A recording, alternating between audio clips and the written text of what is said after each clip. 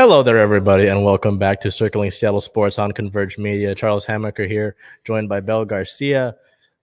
Just want to say I am proud of Bel for taking on more of a role. We've got her on Storm game days by herself now, Mariners, as well as her own Twitter, which we will have to update that here, her little thing here in a little bit, so that, with these games that she's at when I may be at a different game, you can follow along as well, always retweeting her and pushing her stuff along so you can stay up to date on those as well. But man, when did you join the show? Was it I think it was the beginning of the year. Yeah, we're getting old, huh? Someone terrible. My memory's going. So with that being said, we'll continue here and get into there's some Seahawks news. It's more sort of some stuff that I want some opinions on and some thoughts on. So let's get right into that. What do we got going on? Yeah, so for May 19th here, we have a bit of a rumor. Quarterback Geno Smith reportedly has the early edge over Drew Lock due to familiarity.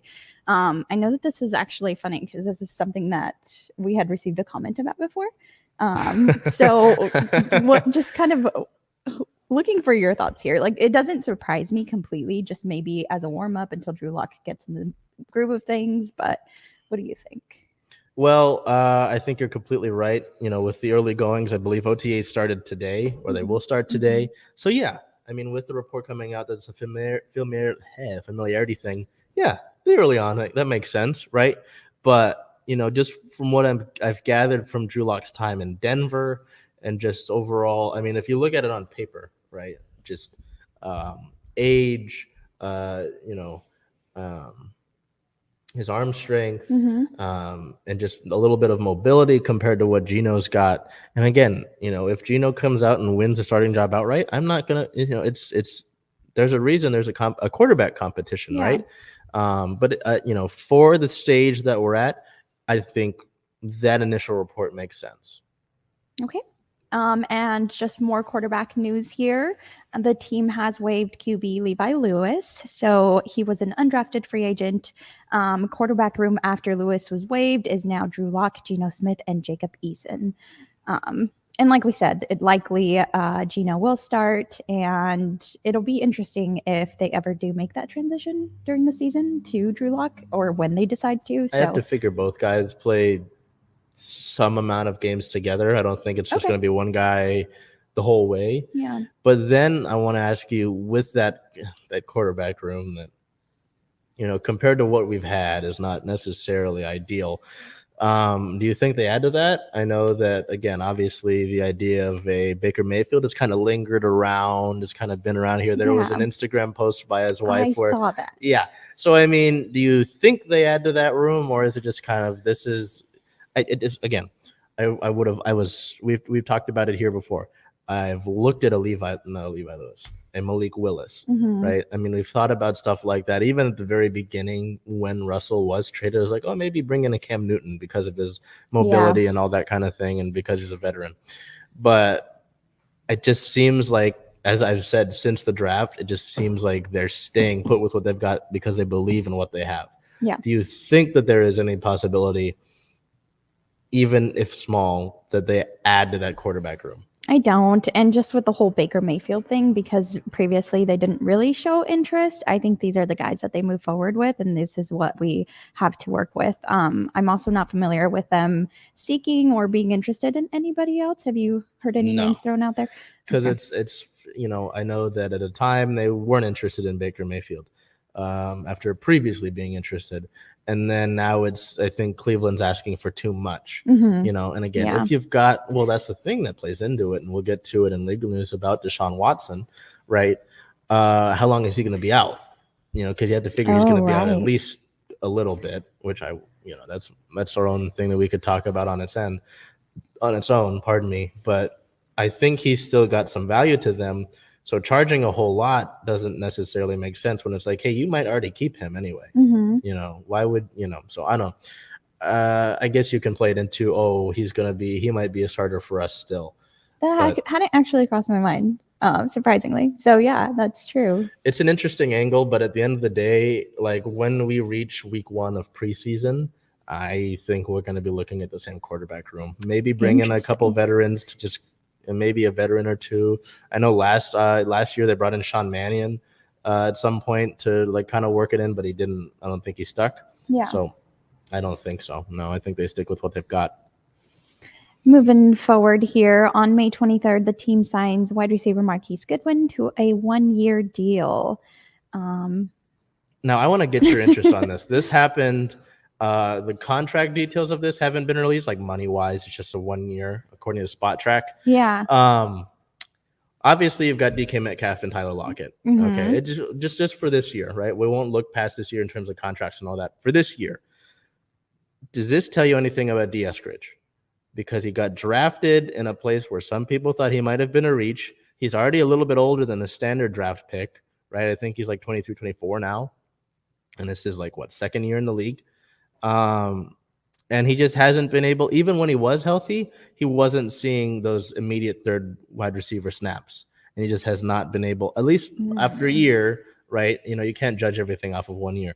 But am I reaching and asking if this is any sort of indication on Eskridge, or you think this is, hey, definitely not a reach? We need someone to push you. We need a guy like Goodwin, who's a speedy guy. He's always been a wide receiver, kick returner sort of guy. I think he spent last year with the 49ers. With the Bears the 3 years before that, the 49ers. But I don't know, right? Because again, if you're not producing, why don't I bring in someone to push you a little bit, to give you some competition? Because you've got Freddie Swain below you. You know, they drafted a couple guys, Derek Young, Bo Melton. But I think that speaks a little bit as to what they see from Eskridge. It definitely does. I think just with all the guys that they do have in that position, and like you said, bringing in a veteran that can maybe take your spot in a sense is going to motivate you to improve or do better. So it'll be interesting to see what moves they make from here. Yep. I mean, it's now or never, and it's interesting to see how he'll react to that. I'm sure. Well, not necessarily now or never, but it's obviously to use something that was just talked to us about before. So it was a proving ground. You've got to prove yourself, and you've got to earn that contract. And hey, maybe it's like we got to figure out what we want to do here. So no, I saw that signing. I was like, what's the Eskridge doing? You know, because unless you plan on using a lot of 4 receiver sets, which that's not necessarily a Pete Carroll thing to do. Yeah. So I don't know. We'll see. But was interested to hear your thoughts on that. Yeah. Moving forward onto some league news here. On May 16th, Kyler Murray may get a Derek Carr-like deal. We know that Kyler's been fighting for an extension here, and he wasn't really happy starting the season without a contract extension. So sounds like he's reportedly seeking an extension a little higher than Derek Carr's 3-year, $121.5 million deal per league executives. Now, as a Cardinals, do you see yourself moving on from a Kyler Murray? If I'm in the GM chair, I don't think I can afford to. Right. Because for the longest time, I mean, you had Carson Palmer for a few years, and that was fine with them. You had Josh Rosen, who you took high, and he didn't turn out. And then you bring in Kyler Murray right after that. And then before then, it was a carousel of guys. I know Kevin Kolb was in there. There were some other names. But overall, the Cardinals, just like kind of how we're in the situation at this moment, franchise quarterbacks are not easy to stumble upon. Right. And usually the teams that go deep in the playoffs have one of those. You know, you look at, I mean, the Vikings a few years ago when they had the Minneapolis Miracle, that's a different story because there was a lot of talent on that team, and obviously they didn't go that far. Well, I mean, they lost to the Eagles. And granted, the Eagles were able to pull it out, but Nick Foles was playing at a level higher than he normally does, right? So with talking about that and franchise quarterbacks, I don't think they can afford to. Right. Because it's like, hey, then we go searching again. And you've got DeAndre Hopkins. You've got now Marquise Hollywood Brown. You've got Zach Ertz. You've got the guys on that line. You've got that defense. You can't really – you've got too much invested in it, I think, to go into a sort of rebuild and worry about searching for a new quarterback. So I think you have to just deal with it and pay up. And they did start off hot last season, so I don't see why you would not see what he can bring you in the future. Yeah, and it's just about – I mean, there's a coaching moments, right? It's like, obviously, these are things that you want to adjust from. So yeah, I think if you're Arizona, you have to just deal with it. Yeah. So, of course, we'll report once we do find more information on Kyler Murray's contract and how that extension went. On the 17th, there are new changes coming to Monday Night Football. There are reportedly triple headers coming to the primetime broadcast, along with flex scheduling for later in the season, and that would be starting in 2023. How do you feel about a triple header? Would you sit there and watch a triple header? On a Monday, it feels like a lot. Yeah. The double header's already like, oh, Mhm. okay, there's another 3 hours I have to sit through. So 9 hours on top, you add commercials and stuff, and just a lot. And I mean, if Yeah. my team's not really playing, and if it's earlier in the season, I know it said flex scheduling later in the season, but like week 1, week 2, when they've already got the double headers for Monday night, because things are so much different even 4-6 weeks later, in terms of like standings and how teams are playing. So I don't know. I just feel like with a lot of these primetime matchups, a lot of these not services, but broadcasting sort of platforms, it feels like they're trying to do too much. It's nice to see the Monday Night Football crew revamped, because for a bit it hasn't been as good as it has been. Mm-hmm. But on a triple header, it just seems like you're doing too much. I think that the double headers, and because you would assume that they would put it probably before, right? There's no way you add it after and then have it go later. Yeah, I would have to think before, so that's even earlier in the day. Yeah. Depending on where you're at and time zone. So I don't know. That just seems like a bad idea. Yeah, it doesn't seem like, for me anyway, I don't think viewership would be very high for that first game. So we'll see how that plays out and if they go through. Oh, it looks like they have already, right? Is that like final decision? Pretty sure. Okay. Well, we'll see what viewership is like then. Also on the 17th, we have some Deshaun Watson news. He did have to meet with the NFL in regard to a situation. It looks like they're deadlocked to delay Watson trials. So all trial proceedings regarding the 22 women and the Browns quarterback are now expected to be pushed back to 2023. Attorneys have not been able to come to an agreement on which suit would be heard first between two plaintiffs. Now, we did hear some news from Watson in regard to one of those encounters where he openly admitted that one of the women left crying after the session. So don't see that going well. It's being pushed kind of late. I feel like I would be angry to see this news. Well, I mean, just the issues about who's going first. That's just, and not being able to come to an agreement on, between, I don't know. I just feel like you have to get things going. And obviously, with that being pushed back, it allows him to play. You'd have to assume, depending on the NFL's investigation. I know that the next thing is that he has to meet with the NFL again. Mm-hmm.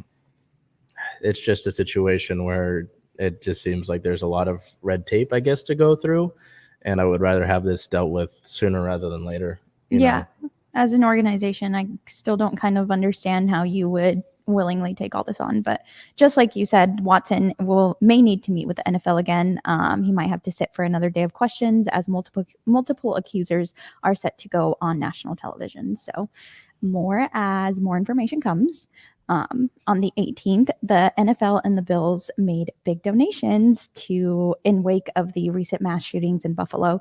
The Bills and the NFL Foundation have each donated $200K to support response efforts. So, way to go. You would think that more people would kind of stand behind that and also make donations, but something's better than nothing for sure. Yeah, and the Bills fan base has been pretty good about charity work and stuff like that. So I wouldn't be surprised to see them match something like that and do their own thing in addition to what the NFL and the Bills are doing. Yeah.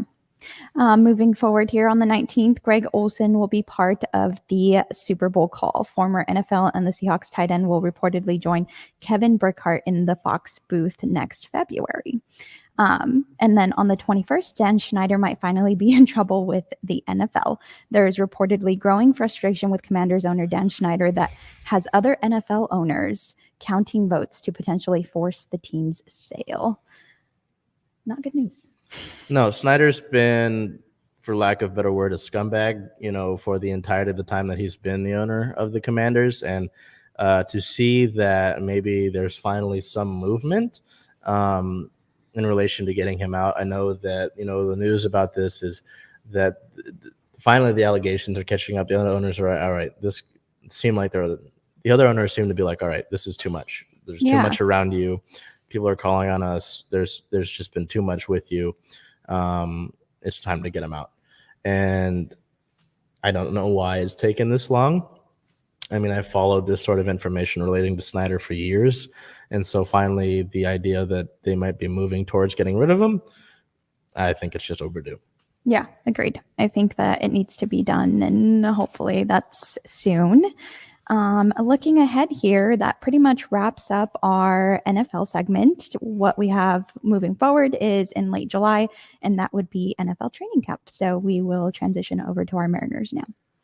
Not necessarily the happiest of transitions, but it's still baseball, and it's still better than being locked out, I guess. But we'll take a look here as the Mariners finish their long road trip in Toronto and in Boston. So on the 16th through the 18th, the Mariners played the Toronto Blue Jays. On the 16th, a 2-6 loss. Player of the game, third baseman Eugenio Suarez, going 1 for 3 with 2 runs, an RBI, and a walk. May 17th at the Blue Jays, losing that game 0-3. As you know, when we get shut out, there's no players of the game. And on the 18th against the Blue Jays to wrap up the series, the Mariners avoid getting swept, winning that game 5-1. Player of the game, first baseman Ty France, going 3 for 5 with a run and 2 RBIs. So you hope maybe, hey, you avoid getting swept. The offense wakes up a little bit. Mm-hmm. Cal Raleigh hits a home run. Maybe we'll get things going right heading into Boston. You know, with this road trip, you played the Mets, the Blue Jays, and the Red Sox. And I know when we looked at the record of those last two teams, the latter two teams, they haven't been what they normally have been in the last few seasons. They haven't reached where they haven't hit their stride, right? Unfortunately, it seems like those teams are hitting their stride against the Mariners. The Blue Jays kind of waking things up. And then with this Red Sox series, this is a brutal 4-game series, in Boston. So let's take a look at it. On the 19th at the Red Sox, the Mariners actually got ahead early, got ahead with a 4-0 advantage early on in the first few innings, and then would eventually lose that game 6-12 as Red Sox second baseman Trevor Story hit several homers in this game. Player of the game for us, though, is shortstop Dylan Moore, going 1 for 2 with a run, 4 RBIs, and 2 walks. Dylan hitting that grand slam there. On the 20th at the Red Sox, a 3-7 loss. Again, a game where the Mariners were kind of in it and then eventually lost out. Player of the game, second baseman Abraham Toro, going for 1 for 4 with a run and 2 RBIs. Looking to at least tie the series now that you've lost 2. When I'd be unable to do that, unfortunately, in a brutal close loss here, May 21st at the Red Sox, a 5-6 loss. Play the game center fielder Julio Rodriguez going 3 for 4, with a run and RBI. So good at least to see some of these individual performances continuing. Julio has been doing really well in the month of May. And then on the 22nd, hoping to avoid the 4-game sweep at the Red Sox on a 10:35 a.m. start on a Sunday. It was 4-4. We were in the 10th inning. The Mariners actually had the lead in the bottom of the 10th, 4-3 going into it. 1 run would score. The bases would be loaded. Frenchie Cardero would hit a grand slam for the Mariners to lose 4-8 on the 22nd. Player of the game, second baseman Adam Frazier, going 3 for 5 with a run and 3 RBIs. So remember what I said about these other teams hitting their stride against us. We got players of the week information in Major League Baseball. Trevor Story hit 6 homers, 14 RBIs with a 1.527 on base plus slugging percentage this past week. And 4 of those games were against the Mariners. I think maybe all but 1 or 2 of those homers was against us. It's not looking good right now. I'll just be brutally honest with you. I think we talked about this heading into the regular season. I wanted to add another bat to this offense and another pitcher to this rotation. Granted, George Kirby will, if his development continues and doesn't get messed with too much, he should be fine. He should be just fine. But I don't like just throwing these guys, from Double-A straight to the majors. So I don't know. It's kind of not a good situation right now. The Mariners have the worst record in Major League Baseball since they were 11-6. They're now just 1 game ahead of the Athletics. They're 4th in the division right now. Things is it time to hit the panic button? Um, I don't know. I mean, granted, it is early. No, it's not June yet, Hmm. but I'm getting close. I mean, what have you seen? What have you thought about it? I had some hope going into obviously their away games here, but seeing the results, for me anyway, I felt like kind of panicked. Excuse me. Yeah, I mean, I know it's early in the season. There's still months to go. We got June, July, August, you know, but and even September. So there's several months to get things done. You've got guys like Tom Murphy's injured, Mitch Haniger's injured, Kyle Lewis has to come back still. Uh, Evan White's down in AAA, but I mean, I know people have asked, "Hey, you've got the guys, right?" I'm like, not necessarily. You still got a couple holes that you'd like to fill. When Dylan Moore is a guy that's taking quality at bats, quality plate appearances for your team, it's a little bit concerning. Even after the team added an Adam Frazier, you were hoping that he could be a super utility guy and you get another second baseman. They didn't do that. I know that there was some discussion about maybe using that money next year and next offseason. Hmm. And then some of the free agent guys haven't done too well to begin the year with their respective teams. But you're losing ground right now. The Angels seem to have, and again, I want to say it's early, so I'm keeping my shred of optimism and saying, hey, it's early. We're a Yeah. few months into it. They can turn things around. They've done it. I mean, last year they hit a certain point against in May against the Padres, and then they did great pretty good the rest of the way. But I think that this change needs to happen pretty quickly. Um, Part of it starts with hitting. There's a lot of bad plate appearances on this team where they're not quality appearances at the plate. Is that the hitting coach? Is that the staff? Or is that the players being uncoachable?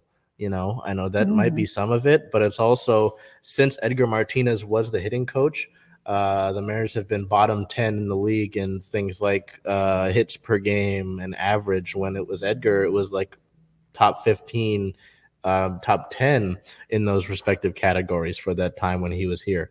So is it staff? The bullpen has regressed a little bit, but bullpens are kind of tough because they're not always.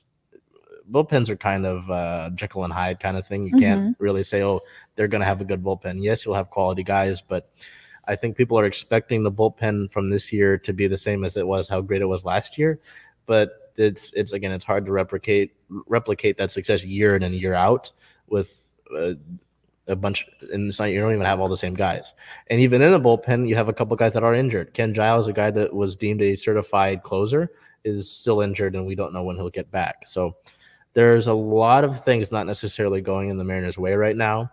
And even if you look at this year, right? Next year, the shift is banned.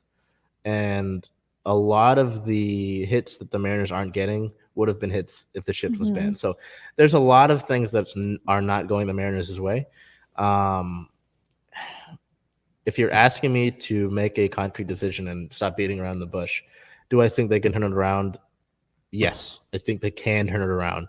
And I would like to look at this in a few months, right, and say, hey, I was right about that. But it's going to have to be up to these players to look in the mirror, to look at these decisions, look at the man in the mirror, and look at themselves and really see what's going on. And again, I think part of that is coaching staff. So it's a tough go right now. But I'm not saying the season is a flush right now, because even going into this, nobody was expecting a World Series appearance. They just wanted to break that streak of playoffs, right? So, like I was just talking to Big O about, Julio's still doing great. Yes. If you got guys like Consistent. Julio, Yeah. JP still doing good, Ty Francis, as long as you've got those guys where you can see that growth, that's a positive at least, right? But eventually you will need to add outside forces, because yes, teams like Houston, even though I don't like Houston, were mostly built through the draft, right? So you've got a lot of these guys that are your own prospects, and they are working their way up. Novi Martes in Everett. Emerson Hancock has just gotten back off of being injured down, I think, with Arkansas. I don't think it was Modesto. But just let it continue, because I would rather you be ready maybe in a year or two than try to force everything on this one season, and then when it doesn't work, have everybody, fork and pitchfork and torch and try to burn it down, you know? Yeah. So I think at the end of the day, in the grand scheme of things, I'm not necessarily worried about it, Okay. but I would like to see some urgency, and I would have liked to see the checkbook opened up a little bit. So with that long-winded being underway, we'll head over here to players of the week, which is kind of tough when it was a rougher week, but Bell went with Ty France, and Ty France has been in this conversation for just about since the season's begun. Yeah, he's a reliable pick here. Yeah. But I did go to the stat sheet for this week. So Ty France had 30 at bats, 2 runs, 9 hits, 3 doubles, 1 home run, 3 RBI, 15 total bases, 2 walks, a .300 average, .344 on base percentage, .500 slugging, and .844 on base plus slugging. Yeah, like you said, he's been a consistent pick at that juncture. And again, like I said, if he continues to do well, solid. I mean, you've got a guy that at first base. It's always nice when I can look at a lineup and say, all right, that position is locked down. I don't have to think about maybe no. As long as I think that's a positive. Yeah. I look at the other corner of the infield, Suarez, Eugenio Suarez. He had a solid week. I mean, in 28 plate appearances, 9 hits, 7 runs, 3 doubles, 2 homers. A clutch homer actually to tie the game up in the 9th inning of that Sunday loss that was brutal. 3 RBIs, 18 total bases, 1 walk, a .321 batting average, a .345 on base percentage, a .643 slugging. So both of those together equal a .988 on base plus slugging. Suarez has been interesting because he's been a 3 outcome hitter, which usually means it's going to be a homer, some sort of put out or a strikeout. I might be wrong on the put out part, but you kind of know what you're getting, which is unfortunate. So he's a guy that I would like to see better plate appearances of. But I mean, over the past 7 days, he's done well. Hasn't been bad. Yeah. In injury-related news, we head over to injury news here. As I mentioned, Evan White is with the Rainiers right now. He began his assignment on the 18th of May with the Rainiers as they took on the Sacramento Rivercats. Unfortunately, in the 3 games that he's played, he's only got 8 plate appearances, no hits, no total bases, 1 walk, and 5 strikeouts. So Evan still trying to work that out. I know that the book on him is that he won a Gold Glove in 2020 at first base with the Mariners in that shortened season, but his bat has just been inconsistent, and the hope was to have him stay in Tacoma and work on that for a bit. I mean, it's a tough go. 3 games, not going to necessarily hit the panic button, but kind of a rough start there. In team-related news, with the trip to Toronto, I know we mentioned there being some moves potentially, in relation to the vaccine and how unvaccinated players cannot enter Canada. So we look over at team roster moves here. Oops, I'm jumping the gun. On the 16th, the Mariners sent right-handed pitcher Drew Steckenrider to the restricted list, unable to enter Canada due to being unvaccinated. So surprisingly, the only Mariners that couldn't enter Canada were Robbie Ray and Drew Steckenrider. Not bad. So I mean, I know that last year there was some discussion about this, about players, having a clubhouse that was mostly unvaccinated. 2 guys is pretty good. Yeah, it is. And then so the corresponding move to that was left-handed pitcher Roenis Elias being selected from AAA Tacoma. Good to see Roenis come back to the major league club. He's been a guy that's really worked hard to get to the major league level, and to see him get another chance is really good after working through some brutal injuries. And then also on that day, right-handed pitcher Yohan Ramirez was traded to Cleveland in exchange for cash considerations. On the 19th, Drew Steckenrider was reinstated back from the restricted list as the team left Canada, and left-handed pitcher Roenis Elias returned to AAA Tacoma. A rumor on the 19th was that Kyle Lewis is expected to join the team on Monday. Now, it is Monday, where it's we're kind of early afternoon. We haven't seen anything quite yet, but the day is still young. I just know that has been talked about, and he's been doing pretty solidly at the plate, at least in his rehab assignment with Tacoma. And the plan is sort of to have him at the designated hitter spot, so not necessarily worry about him being on defense. So see about that. But continuing here with the roster moves, on the 20th, right-handed pitcher Matt Festa was reinstated from the 15-day injured list, and right-handed pitcher Wyatt Mills was optioned to AAA Tacoma. Then, on the 21st, the Mariners signed veteran outfielder Justin Upton to a major league deal. I know that with that signing, there was some worry about Kyle Lewis and his health. Obviously the outfield is already clogged on its own in terms of just on paper, right? Not necessarily with the injuries. I don't know what this is about. He reported to extended spring training down in Peoria, and he's going to kind of work before he joins the major league club. Yeah. But I know that, with Mitch Haniger out, with Kyle Lewis, you had Steven Souza up there. You just called up Taylor Trammell, which, we continue on here to the 22nd moves. Infielder / outfielder Sam Haggerty and outfielder Taylor Trammell were recalled from AAA Tacoma. Infielder Abraham Toro was placed on the 10-day IL, and outfielder Steven Souza Jr. was DFA'd. Mm-hmm. So you've got a lot of outfielders that are young and talented in this ball club, in this organization. I'm curious to see if this is a veteran thing, if this is kicking the tires. I don't know. That was a kind of confusing move, at least if you look at it, right? What do you think about it, just from the base level? This is, you're adding a veteran guy who the Angels cut in spring training. I think some of that might have been from his contract, because the Mariners are only paying him $500,000, and I think the Angels owe him $19 million. Wow. So, do you have any thoughts on this off the top? Anytime that you bring a veteran in, I think that, and like you said, having young guys on the roster here as well in that position, I feel like it's, in a sense, to get them ready or to help them develop their game. But would you say that that's the case here? I think that would be a likely decision. You've already got guys that are veterans in this clubhouse, though. Yeah, at true. least pitcher-wise, Sergio Romo was a great veteran presence still. Julio's obviously in center, Winker's in left. And they've been kind of playing a mixture of guys. Frazier's played in right, Moore's played in right. Trammell, I believe, was in right yesterday. So maybe it is for some veteran stability, but it's kind of puzzling to me. Needed, yeah. Because he won't be there that long, I'm not assuming, unless he gets some resurgence. But it puzzled me a little bit. So as we head over to league-related news here, some funnier things, but not too much going on. Well, there's a notable incident. On the 18th, Albert Pujols entered the top 10 list for hits all time. Pujols, with a single off of Max Scherzer on the 18th, totaled his career hit 3,314, putting him into the top 10 all time. On the 20th, we get a price tag for Aaron Judge. The Yankees star outfielder is headed for a massive contract this offseason, heading north of $300 million. That's a good amount of change there. This is the more serious part and the one that I wanted to look at. On the 21st, Tim Anderson and Josh Donaldson had an incident. The Yankees third baseman, Josh Donaldson, admitted that he said, "What's up, Jackie?" referring Jackie Robinson to Tim Anderson, White Sox shortstop Tim Anderson. Donaldson told reporters that he had joked with Anderson about these sort of similar remarks when the two had played against each other in 2019. Teammate Liam Hendricks, Tim Anderson's teammate Liam Hendricks, said that Donaldson's explanation was complete BS. Donaldson has been since suspended one game for his actions.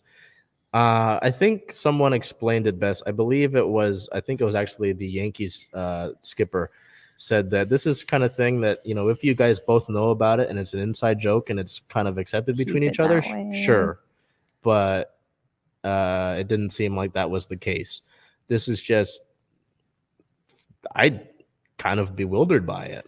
Just to hear something like that and for him to make remarks about that was a little bit ridiculous. So I'm glad that, the one game suspension feels light, but I'm hoping that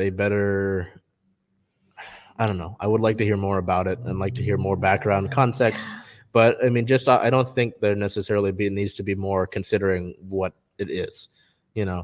It's pretty cut and dry, and that's just something like that pretty unacceptable. So it'd be a shame if it is not an inside thing and it. Yeah, and it's true he that claims it that happened, but with the way that it was reacted to over the White Sox and Yankees series, so we'll keep it moving along here. With this upcoming week, the Mariners sit at a 17-25 record, fourth in the American League West. They have a 3-game series at home. They start a homestand here against some divisional opponents, May 23rd through 25th against the Athletics, May 23rd and 24th with a 6:40 first pitch, May 25th with a 1:10 start. May 27th through 29th against the Houston Astros. May 27th, a 6:40 start. May 18th, a 7:10 start on that Saturday. And then May 29th, a 1:10 start. So with that being said here, we'll continue it, move and try to get through the stuff we've got for our Storm here, which, some good wins, but also some off the court very stuff. tight. With our Seattle Storm, they did win the last 2 games of the season that they just played. So they played the 18th against Chicago Sky, and that was a win, 74-71. Our player of the game is Ezi Magbagor with 21 points, 6 rebounds, and 4 assists. And then on the 20th, they played Liz Cambage and the LA Sparks, and that was also a win, 83-80, another 3-point win. Our player of the game for that game is Brianna Stewart with 28 points, 7 rebounds, and 2 assists. And Brianna looked perfect that game. She came out assertive. She was strong. She mentioned how the previous game, she still kind of had thoughts of having just been off for COVID. And this time it was just get out on the court and be aggressive. So that's exactly what she did. Moving on to some injury news here. On the 17th, the injury report versus the Sky out would be, of course, Mercedes Russell, who we still don't have a timeline on. She was definitely missed in these last 2 games, and I think will continue to be missed until we know when she's coming back. Questionable was Brianna Stewart for the health and safety protocols, but then she would be activated hours before the game. On the 19th, the injury report versus the Sparks out, of course, again, Mercedes Russell. Moving on to some team notes here. On the 18th, Kayla Davis was waived, a resulting move from Brianna Stewart coming out of health and safety protocol. On the 19th, the Storm announced a partnership with Coinbase. So they made Coinbase the franchise's official cryptocurrency platform. The deal is the first of its kind for a WNBA franchise. The partnership will educate, inspire, and give fans a chance to engage in the cryptocurrency world, which is really cool because I think that I could use some of that. Well, yeah, I mean, it's cool to see that they'll be the presenting partner of the Commissioner Cup games. I mean, there's some stuff with Force for Change, which is nice. Just kind of looking at it. I mean, they'll have their logo on the court now. Yeah. They're going to have an exclusive Storm-themed NFT. And they've also signed deals with Drew Lloyd and Sue Bird, which is nice to see the players get a deal with it. But yeah, I might get ragged on for this, but I don't really care for the cryptocurrency stuff. Maybe I'm in the past, but I don't know. As long as the investment is in the women's sports, that's solid to see. That's true. But I don't know. What do you think about it? I don't know that I have enough knowledge on the cryptocurrency world. So for me, it was just like, okay, cool. You're giving knowledge to other people that maybe want to learn more or be invested in it. Yeah, and I think education about it is the baseline of what you should have before making more of even buying it. I think you'd want to be educated on it. So that's good to know. And just like you said, investment in women in general, the Storm announced the city's first center for basketball performance. The center will serve as the dedicated practice facility for the WNBA Seattle Storm. Its design will both celebrate the Storm's success in Seattle and allow the franchise to expand its efforts to grow opportunities for female athletes and youth in the city. It's a 50,000 square foot parcel in Seattle's Inner Bay neighborhood. The design will include 2 side-by-side basketball courts, the Storm Team Center with the locker rooms, a lounge, and a nutrition center for the players, and strength and conditioning training spaces. The facility will include room for diagnostics and physical therapy, as well as the franchise's business offices. Construction is expected to begin in spring of 2023 and be completed in time for training camp ahead of the 2024 WNBA season. This was exciting.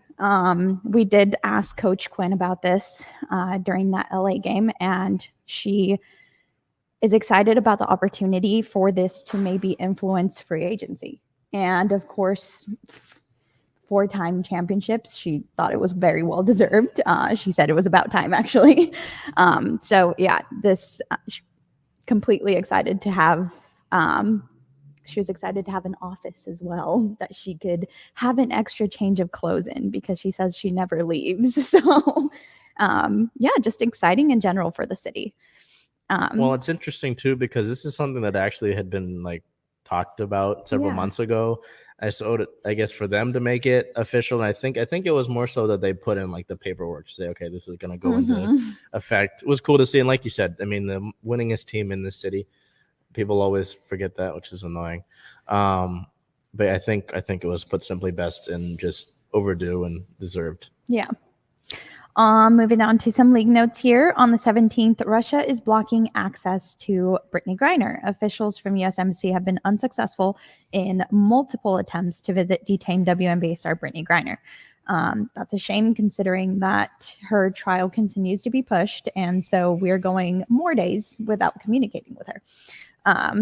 On the 18th, NBA Commissioner Adam Silver stated that the NBA is working with the WNBA for Brittany Griner's release. Not exactly sure what that entails or what they are doing to partner with the WNBA for that, but he said, we've been in touch with the White House, the State Department, hostage negotiators, every level of government, and also the private sector as well. Our number one priority is her health and safety and making sure that she gets out of Russia. And again, the State Department is still pushing to have regular contact with Brittany Griner. So let's hope for a more positive update coming up. As it stands, our record for the Seattle Storm is 3-3. They are third in the Western Conference. And looking ahead, we have 2 games against the New York Liberty, one on the 27th with a 7 p.m. tip-off and one on the 29th with a 3 p.m. tip-off. Now we'll transition over to our Sounders. Yeah, I mean, we go from the Storm where it's 2 wins and a practice facility and a new crypto deal. And the Sounders, it's not the worst thing in the world, but going 1-1, there's more to it than 1-1. So let's get into it. On the 18th, playing against the Houston Dynamo on the road. So these 2 games were on the road, a little short road trip, winning that game 1-0, a nice little close game. Player of the game striker Raul Ruidiaz. Raul going a 7.9 rating in 86 minutes played, the 1 goal, 2 total shots. So Raul takes player of the game honors as he scores the only goal for the Sounders, that one being the winner. Nice one to go down to Houston and take care of that. I mean, you come off of CCL and you want to continue to do positive things in MLS play and build off of that Minnesota win, and then you beat Houston. So it's nice to see. But then May 22nd at Colorado. So the background behind this, I want to say, is that Seattle's had a tough time going into Colorado and beating the Rapids for a decent amount of time.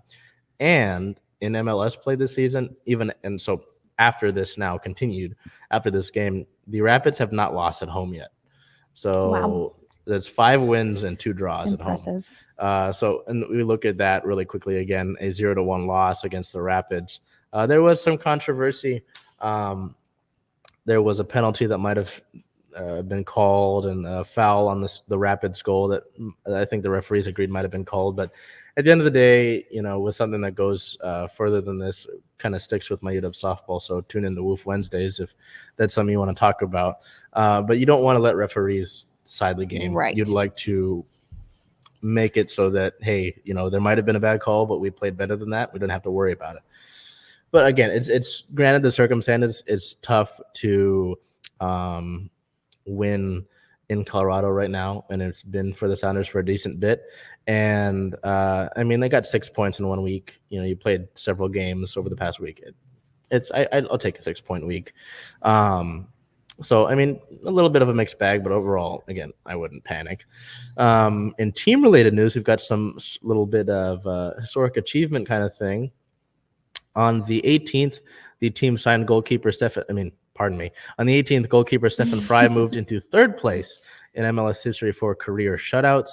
So congratulations to Steph on that. I almost said signed. That's incorrect. And then so congratulating Steph on reaching 3rd all-time in the MLS on that.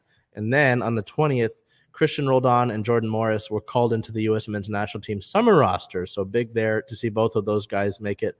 I know after the Minnesota match that Brian Schmetzer was basically almost calling for the men's national team coach to say, hey, Christian Roldan deserves a spot on that roster when World Cup comes around. So more of a chance with the summer roster to continue to prove that. But I also think that Christian's been playing, as we talked about in last week's episode, at an MVP level. So good for Christian there.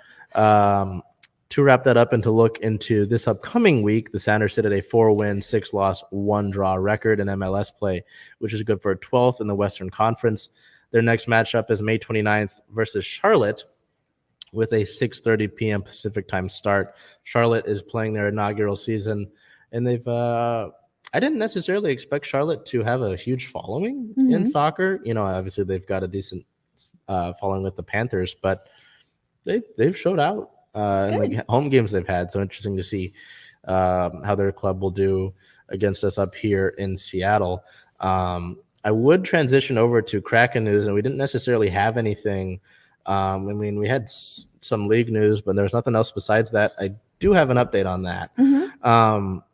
And I apologize for not having a visual for you, but the Kraken have signed Slovakian league scoring champion Samuel Bucic. The general manager, Ron Francis, said that he has been signed and will start off in the Kraken's AHL affiliate in Coachella Valley this upcoming season. So you sign a guy who is leading the league in the Slovakian league, who they're scoring, played with one of the top draft picks, I believe, in this past year's draft. Promising. The only way I look at it is, I think we talked about it last week, you're going to have to build your AHL roster. Why not do it with guys that are young and have upside? So not too much there, but good to note that and see, hey, maybe next season we're talking about them at some point, right? So, we'll see. But I'll let you look at league news here, which is, kind of interesting, but not too much. Just a little note here for league news. The Stars head coach has stepped down. Rick Bowness is out of the Dallas Stars head coach after the team was eliminated in the first round of the playoffs. He led the team to the Stanley Cup final in 2020, and all of his coaching staff is out as well. So they just clean sweep. Yeah, interesting to kind of clean house. I wonder if there's more to it than that, because you look at a Cup final in 20, and then you make the playoffs this year. I don't know. So we'll continue on with our Reign here, which had another, like the Sounders with their historical events, had an interesting week as well. Over the past week, for the third time in this month of May, play the Washington Spirit. Oh, gosh. All of those games have been interesting. This one was a 0-0 draw. Play the game, defender Alana Cook. So, it's a draw. Makes sense for a defender to get it, I guess. An 8.0 rating in 90 minutes played, an 80% pass percentage. One chance created from her center back spot, which was a good chance. She cleared the ball up really well to Veronica Latsko. Latsko just unable to put it away, unfortunately. She was 8 for 10 on long balls for a center back, which is kind of pretty cool to see. 3 clearances, 1 block, 3 interceptions, and 6 recoveries. So Alana Cook, since joining the Reign, has been an incredible force, and she's a regular on the women's national team, and it's just been a stud for the Reign. So she's not the only incredible force on the Reign. God, well, we'll get to it. That was alluding to something here. But I do want to speak on those Washington matches. In all 3 of those ones that have been played this month of May, the Reign have outplayed the Spirit. And it's just come down to the Spirit getting some unfortunate circumstance goal or play at the end of the game, like in the Challenge Cup semifinal where it doesn't get called and then they go to penalties. Right. So some people have said that obviously Portland's the main rival here, but the Spirit might be building. There might be a rivalry building there. So that's kind of interesting. We look to interrelated news. Luckily, the match report for the Spirit game was completely clean, so didn't have to worry about that. On the 19th, who Bel is alluding to, goalkeeper Fallon Tillis-Joyce won her 5th NWSL save of the week. Yes, that's 5 of them. For her save against Portland, we'll show you here in a second. She's won the award 5 times in 11 career appearances. Currently, I don't know if this is different. This was when it was announced, but she led the NWSL in saves made with 19 over 3 regular season games played. So with that being said, without keeping you waiting, we'll take a look at that save here.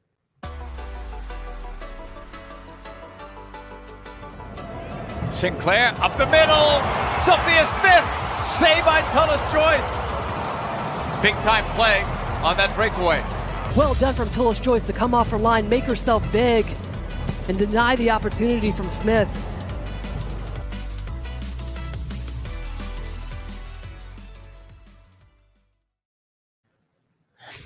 Every week, I feel bad because leading into the season, I was unsure about the goalkeeper spot. Yeah, you regret some comments made every week. Well, yeah. I mean, that's not wrong. Well, I mean, it's tough in the sports world when you cover the 16 teams we do in total with Circling Seattle Sports.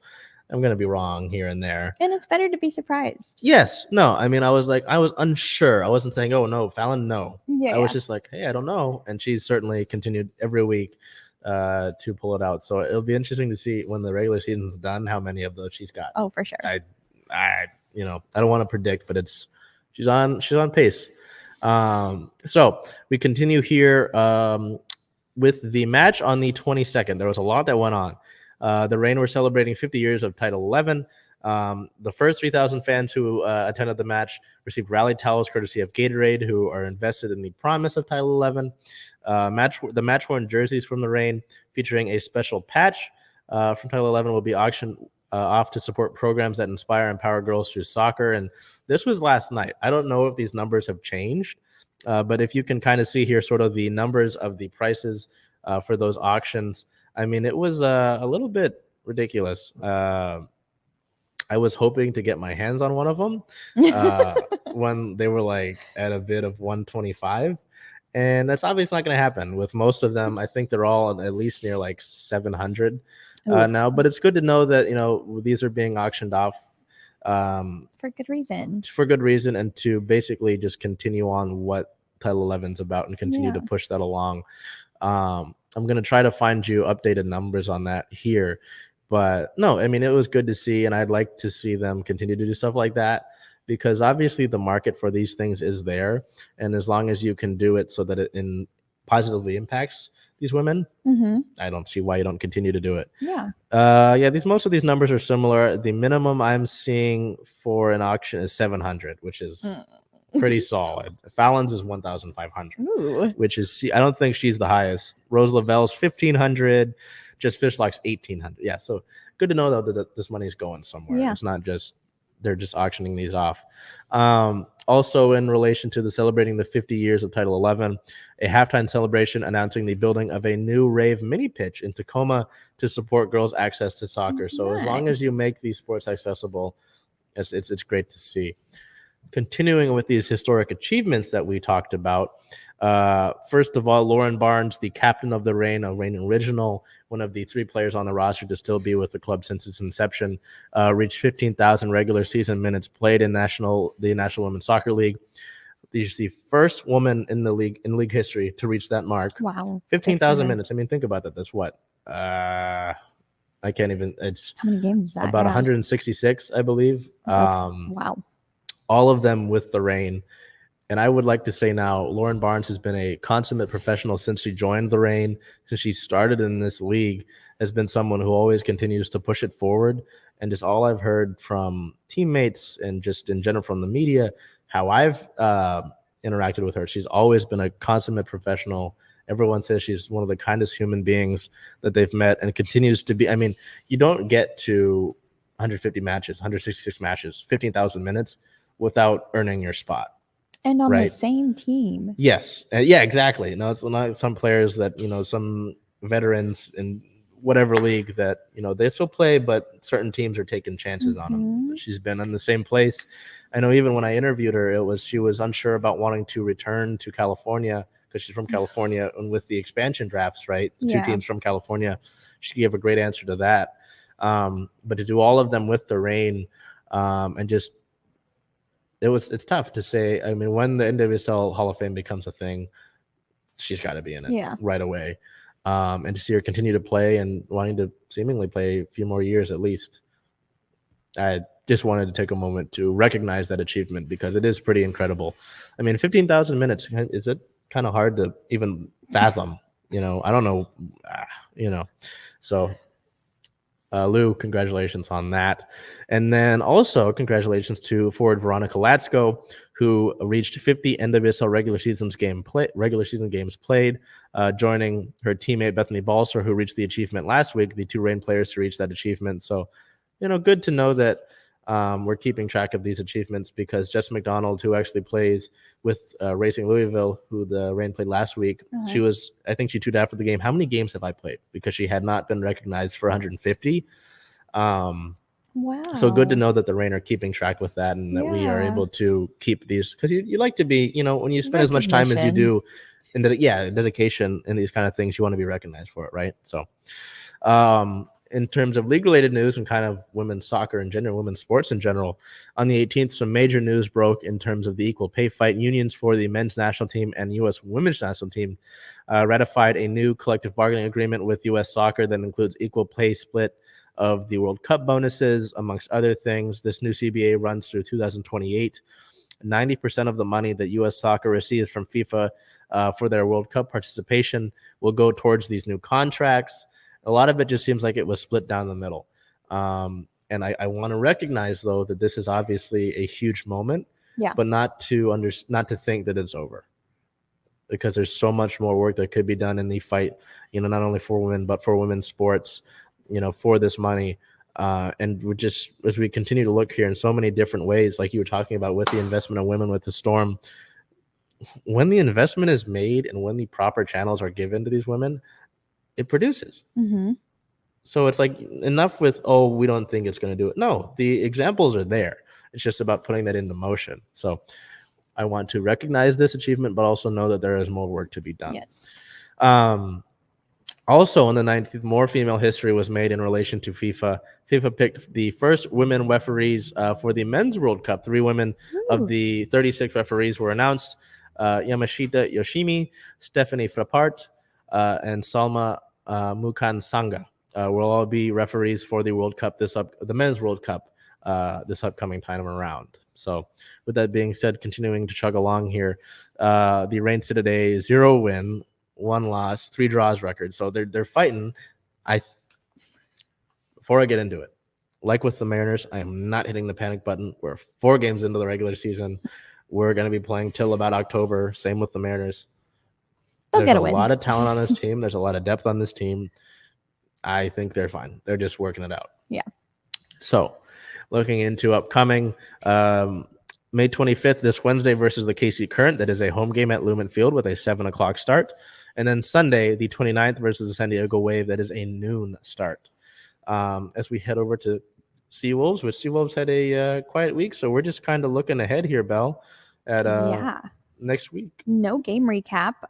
They stand at a 7-7 record, the 5th in the Western Conference with 36 points. Yep, and all that stuff below it is just old, because now, unfortunately, you played you had your bye week, right? But games still went on. Everybody else went on, and so now it's out of your hands, right? If you had, like we've been talking about, if you won out, you would have controlled your own destiny. You didn't, and so now it's you got a scoreboard watch, and you got to hope that teams like Houston, like you got to get 5 points against Houston this week, which is Houston's in the 3rd spot, and you've got to hope for some outside factors. So we'll see, but this upcoming week is a big one. And as you mentioned, against Houston on the 27th, a 7:30 start. That is at Tukwila, so it's a home game, but so they'll need all the support they can get. Yeah. Home court advantage. But it's tough. So with that being said, we look at Stars of the Week, Seattle Stars of the Week, and Bel went with Stewie. What was the reasoning behind Stewie for you? She fought both games. She looked well both games. Of course, after having a week off from those health and safety protocols, Sue Bird made a comment on the game against the Sparks about how they just kind of, as a team, play into their roles, and Brianna Stewart's role is being the best player on the court, or on their team, and she looked like the best player on the court that game. So which of course she is number 1. She is rated number 1. So, but yeah, she's doing really well. It's good to see her get in the groove. A season high of 28 points, and she had whatever she wanted on that court. So it was amazing to see. Yeah, and I think you hit on it. When she's healthy, she's the best player in the world. When she's healthy, the Storm make deep playoff runs. Mm-hmm. It's just about keeping her, and I think Coach Quinn talked about it after the Sky game, is making sure that she keeps these rotations throughout the season so that no one gets fatigued and run down. Yeah, she was asked about just how she's handling the minutes, and of course she says that she wants to keep players in rotation and not exhaust anyone, but when there are players like Brianna Stewart, Jewel Lloyd that kind of need to be in for a larger part of the game, then that is what we're going to see. So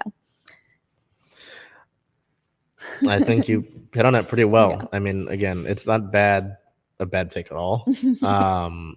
And I mean, 28. I just wonder what she'll be able to eclipse in this homestand that the Storm have, Yeah. let alone throughout the season. So, I went with Lou Barnes. I mean, just the 15,000 minutes, just the Right. consummate professionalism, being the team captain, being alongside those Reign Originals of her, Jess Fishlock, and Megan Rapinoe.